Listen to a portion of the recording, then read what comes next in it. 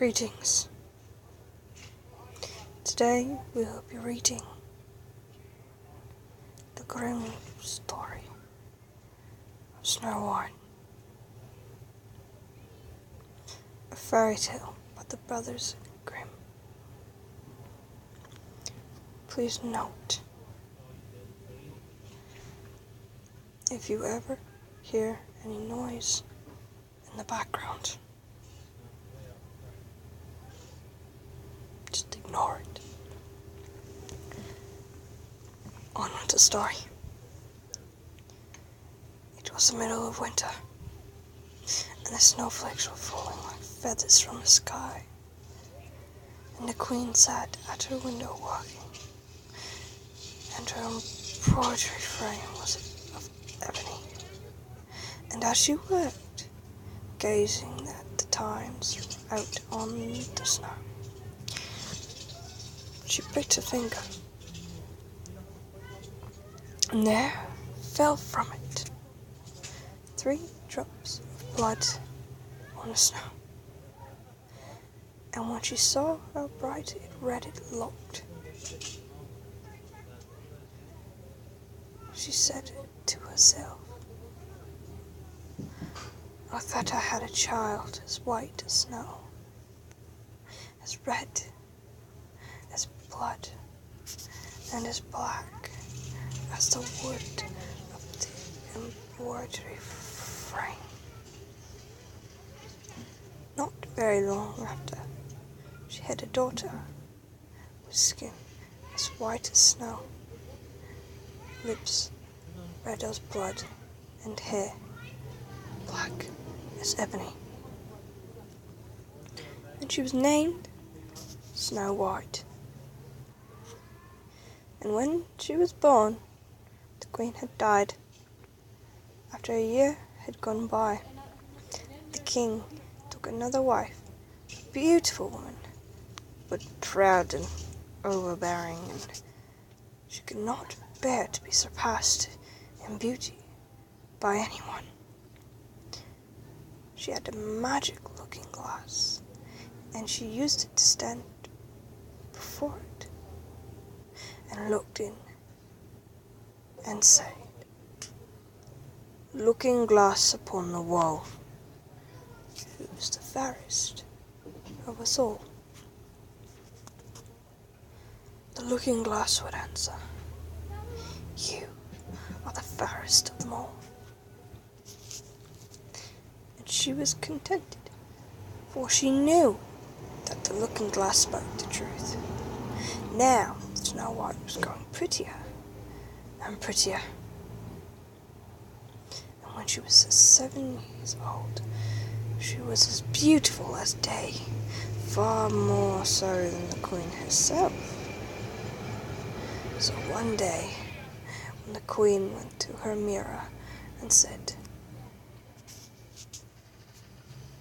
"Looking glass upon the wall, who is fairest of us all?" The looking glass answered, "Queen, you are full fair, 'tis true, but Snow White is fairer than you."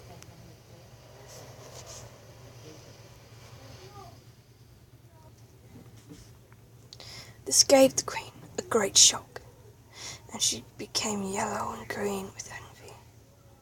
And from that hour her heart turned against Snow White, and she hated her, and envy and pride like ill weeds grew in her heart higher every day, until she had no peace day or night.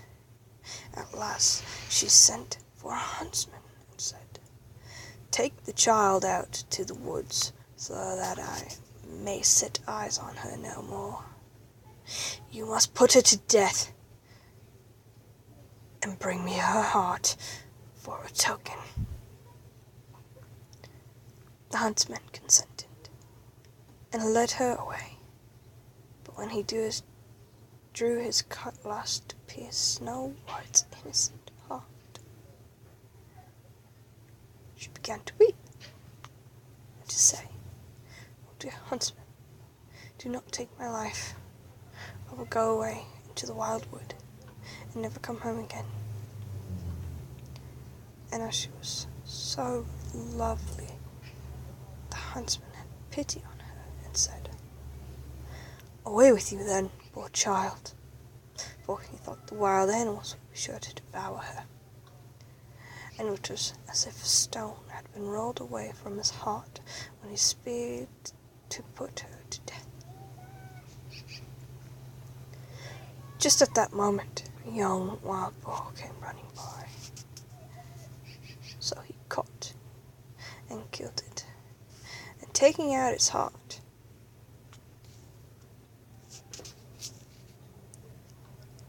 he brought it to the queen, or he took it, and it was salted and cooked. The wicked woman ate it up, thinking that it was an end of Snow White. Now when the poor child found herself quite alone in the woods, she felt full of terror, even at the very leaves on the trees, and she did not know what to do for fright. Then she began to run over the sharp stones and through the thorn bushes, and the wild beasts after her, but they did her no harm. She ran as long as her feet would carry her. And when the evening drew near, she came to a little house, and she went inside to rest. Everything there was very small, but as pretty and clean as possible. There stood the little table ready laid and covered with white cloth, and 7 little plates, and 7 little knives, 7 little forks, and 7 little drinking cups.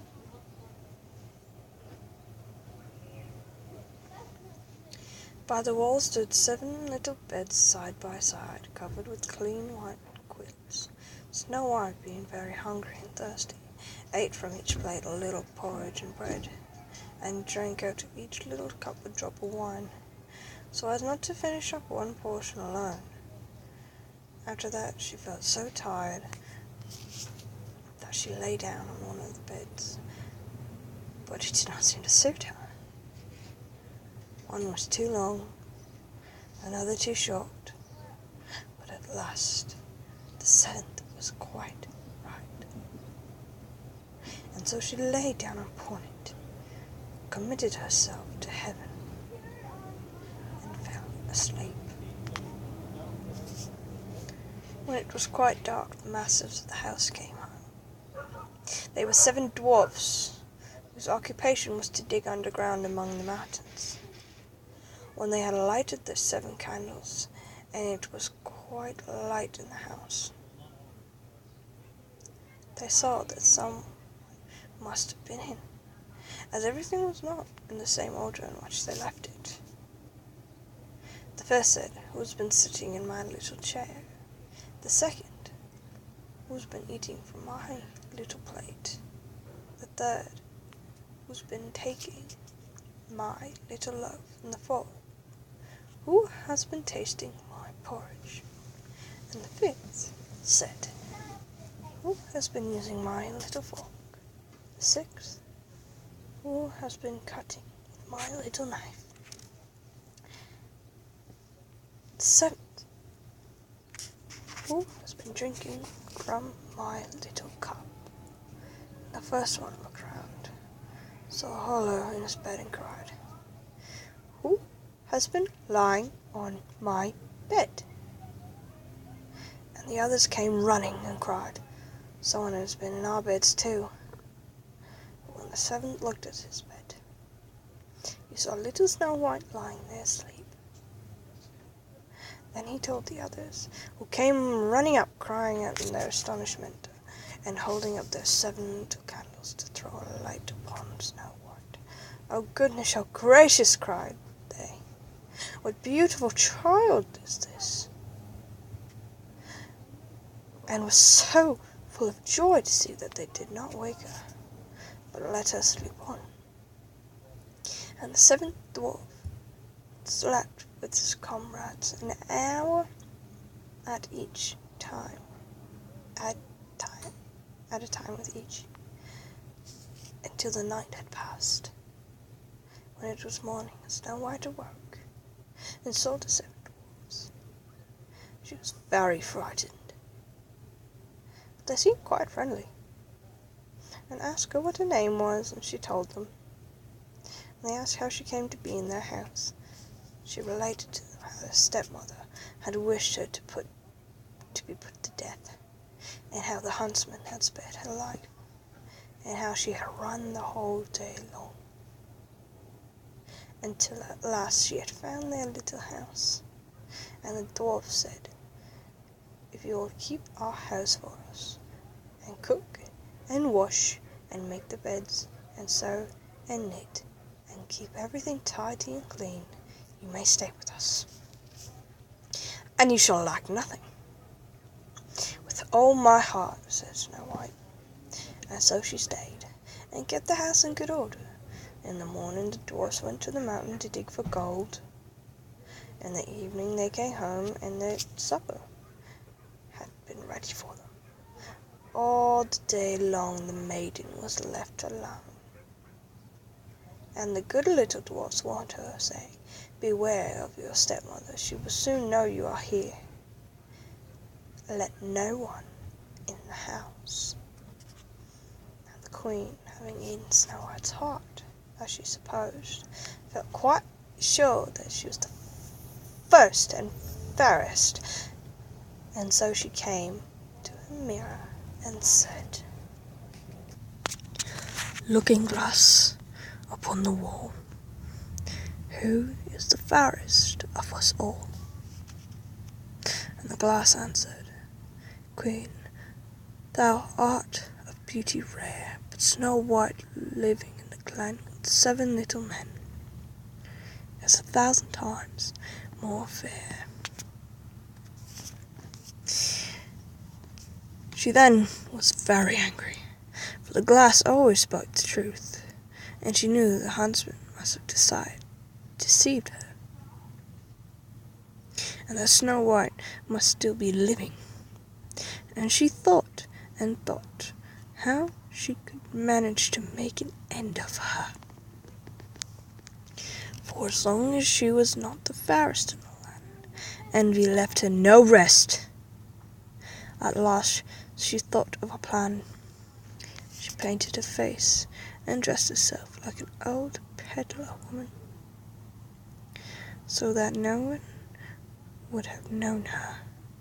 In this disguise she went across the 7 mountains until she came to the house of the 7 little dwarfs, and she knocked at the door and cried, "Fine wares to sell, fine wares to sell." Snow White peeped out the window and cried, "Good day, good woman, what have you to sell?"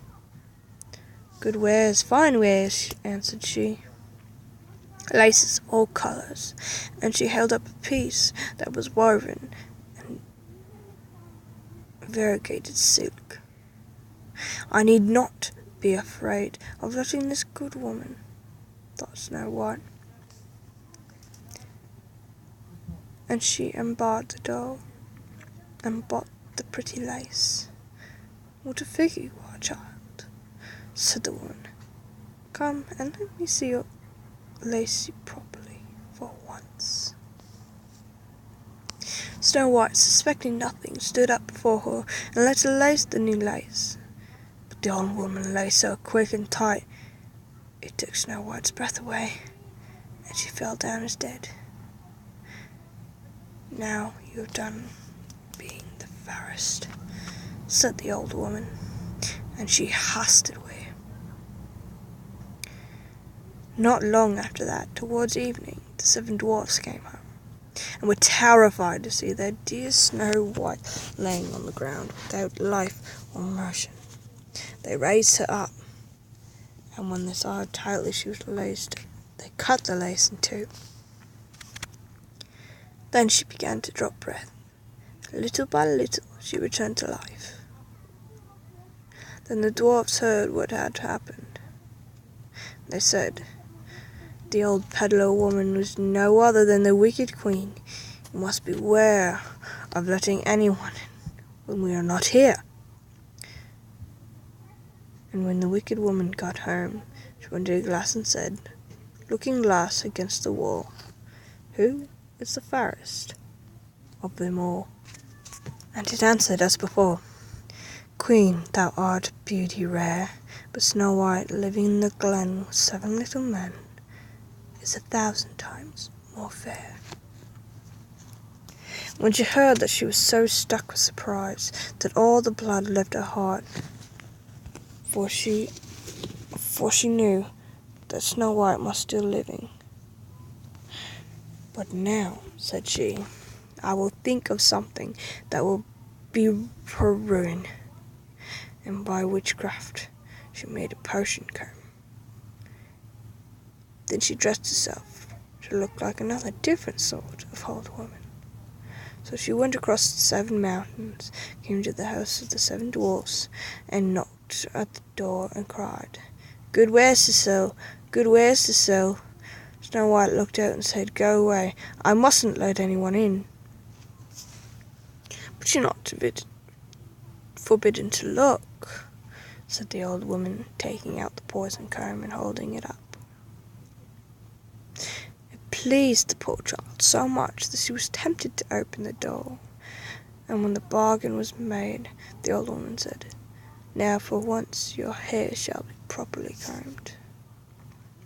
Poor Snow White, thinking no harm, let the old woman do as she would, but no sooner was the comb put in her hair that the poison began to work, and the poor girl fell down senseless. "Now, you paragon of beauty," said the wicked woman, "this is the end of you," and walked off.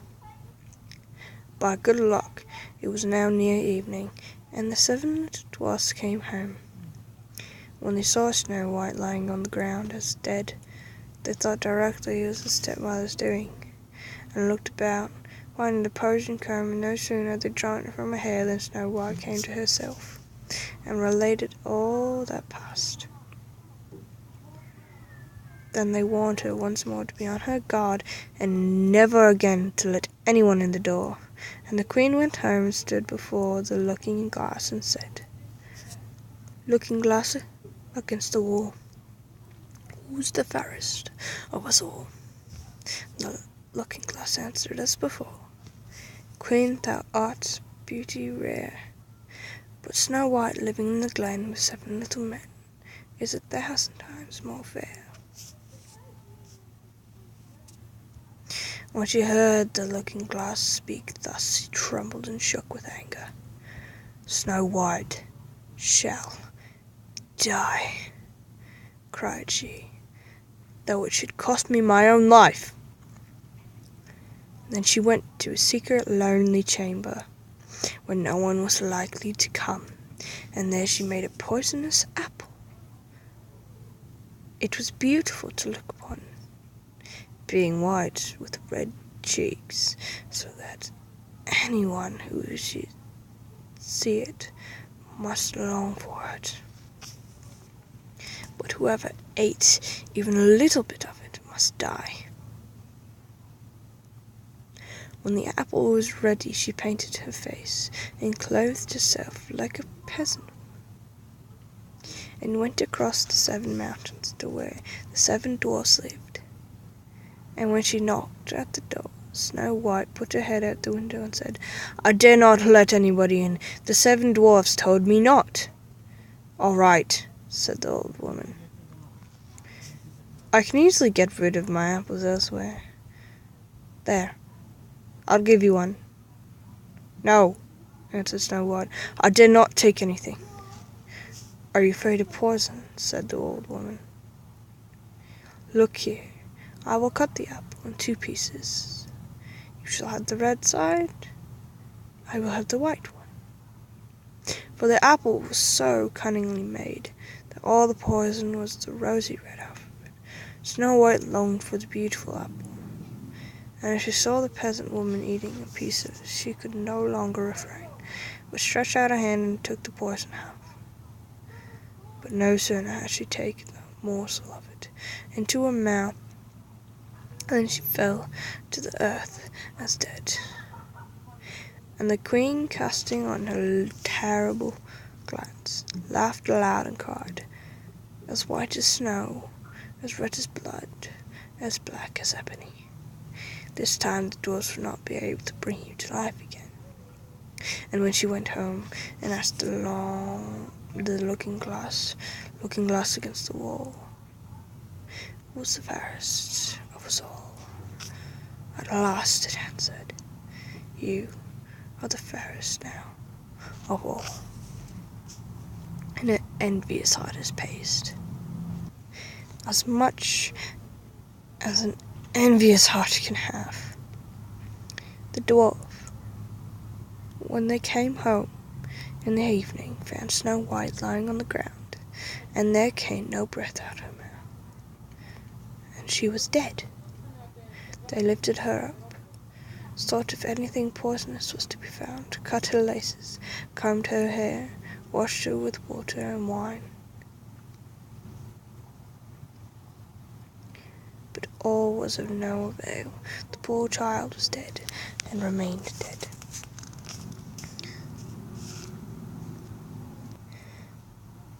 Then they laid her on the bier, and sat all 7 of them around it, and wept, and lamented 3 whole days. And then they would have buried her, but that she looked still as if she were living, with her beautiful blooming cheeks. They said, "We cannot hide her away in the black ground." And they had made a coffin of clear grass, so as to be looked into from all sides, and laid her in it, and wrote in golden letters upon her name that she was a king's daughter. And they set the coffin out upon the mountains, and one of them always remained by it to watch. And the birds came too, and mourned for Snow White, first an owl, then a raven, and lastly a dove. Now for a long while Snow White lay in the coffin and never changed, but looked as if she were asleep, for she was still as white as snow, as red as blood, and her hair was black as ebony. It happened, however, that one day a king's son rode through the woods, and up to the dwarf's house, which was near it. He saw the mountain, the coffin, and beautiful Snow White within it. And he read what was written in golden letters upon it. And he said to the dwarf, "Let me have the coffin, and I will give you whatever you like to ask for it."